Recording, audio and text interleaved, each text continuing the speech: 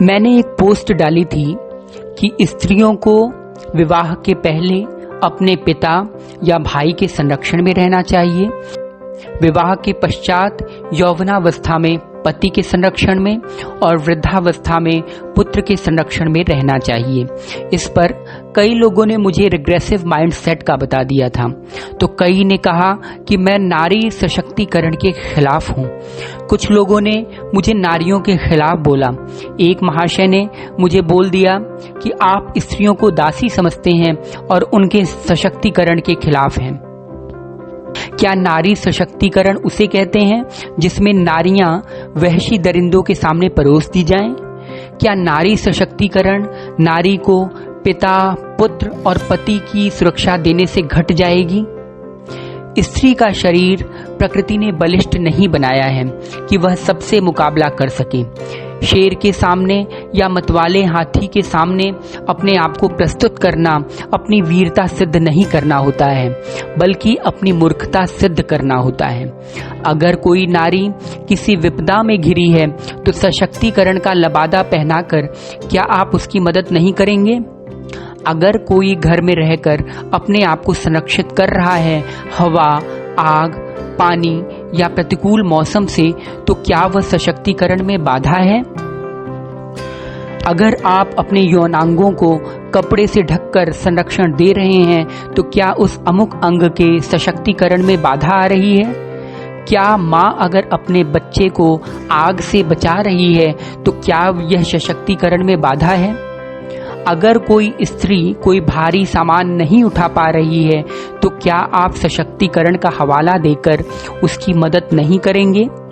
अगर नारी को संरक्षण मात्र देने से उसके सशक्तिकरण पर आंच आ रही है तो माफ कीजिएगा, यह सशक्तिकरण नहीं, एकमात्र स्वांग है। संरक्षण की सबको आवश्यकता होती है। एक समाज भी पुलिस के संरक्षण में रहता है।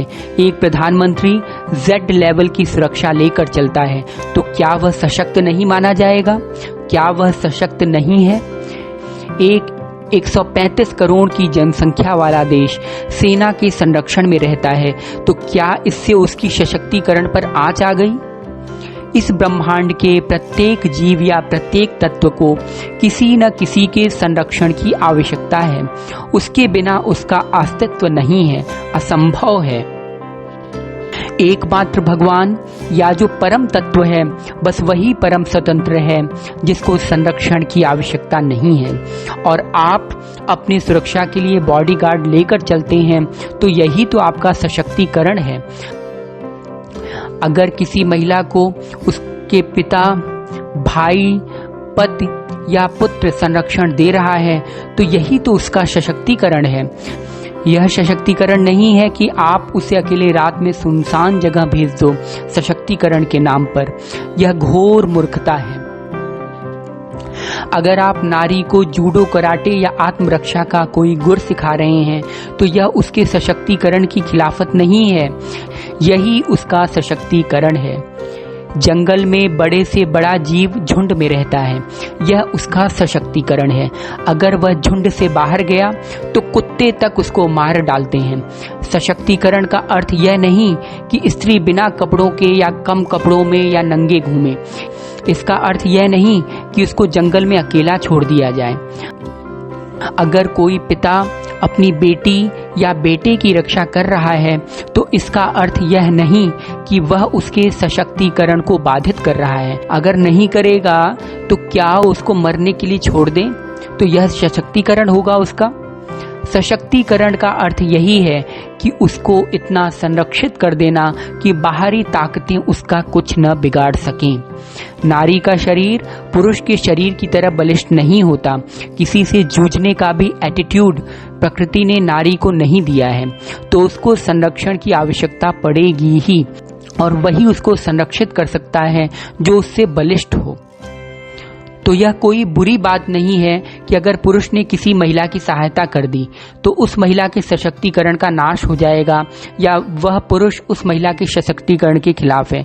ऐसा नहीं होता। देखिए, जब दुर्गा माँ का प्रादुर्भाव हुआ था तो उन्हें भी सशक्तिकरण की आवश्यकता पड़ी थी। उनको ब्रह्मा, विष्णु, महेश से लेकर हर देवता ने अपनी अपनी शक्ति प्रदान की, तब जाकर उन्होंने असुरों का संहार किया। अब अगर ये तीनों देव और लौकिक देवी देवता भी यही बोल देते कि नहीं, जाओ खुद ही संरक्षित रहो या सशक्तिकरण कर लो, तो हो जाता असुरों का विनाश। इसीलिए संरक्षण और सशक्तिकरण को गलत मत परिभाषित करिए। किसी को संरक्षण देना, किसी को दासी बनाना नहीं होता। एक पति अगर अपने पत्नी की रक्षा या केयर कर रहा है तो ऐसा न समझा जाए कि पत्नी उसकी दासी हो गई या महिलाओं के सम्मान में कुछ कमी आ गई। अरे भाई, महिलाओं का जो सम्मान है या उसके वैल्यूज के कारण ही तो वह उसकी रक्षा कर रहा है। लोग हीरे की ही रक्षा करेंगे कि मिट्टी की? अरे सशक्तिकरण का मतलब क्या? उसको शक्ति देना। पिता, भाई, पुत्र, पति उसके शक्ति ही तो हैं। वह शक्ति जब उसको सुरक्षा दे रही है तो क्यों चुभ रहा है? किसी को सशक्त करना है तो उसे शक्ति प्रदान की जाती है, चाहे वह शास्त्र हो, शस्त्र हो या जनबल हो या विद्या हो या कुछ भी। इसीलिए अगर आपकी कोई रक्षा कर रहा है तो अपने आप को समझिए कि आपकी बहुत ज्यादा महत्ता है, इसीलिए आपकी रक्षा और सुरक्षा सब मिलकर कर रहे हैं। उसमें नकारात्मक बातें मत डालिए, उसमें नकारात्मकता मत खोजिए। एक मेरे मित्र मंडली के ही मित्र ने कहा कि ये मेरा रिग्रेसिव माइंडसेट है। यह जानते हैं क्यों कहा गया? क्योंकि मैंने एक शब्द लिख दिया था कि शास्त्रों ने ऐसा कहा है।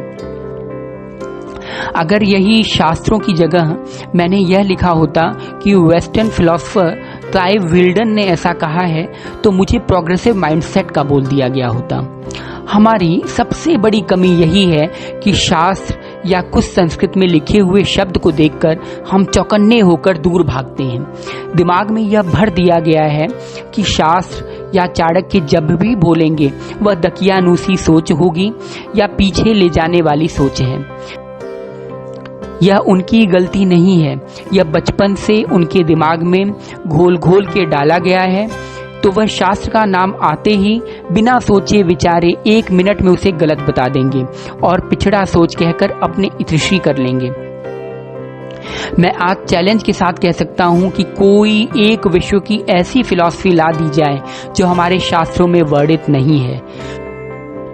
क्योंकि हम पढ़ते नहीं हैं, पढ़ना चाहते नहीं, तो कोई दूसरा बोलता है तो हमें लगता है अरे वाह, ये तो नई बात है एकदम। हम लोगों ने इतनी गलत परिभाषा अपने दिमाग में बिठा रखी है कि उसके दायरे से ऊपर नहीं सोच पाते। तो इसीलिए संरक्षण और सशक्तिकरण का अर्थ ठीक ठीक ढंग से समझकर उसका अनुपालन करें। संरक्षण देना किसी नारी की गरिमा को ठेस पहुंचाना नहीं हुआ, बल्कि उसके गरिमा की रक्षा करने, उसे सशक्तिकरण देने और सम्मानित करने के बराबर है। बहुत बहुत धन्यवाद।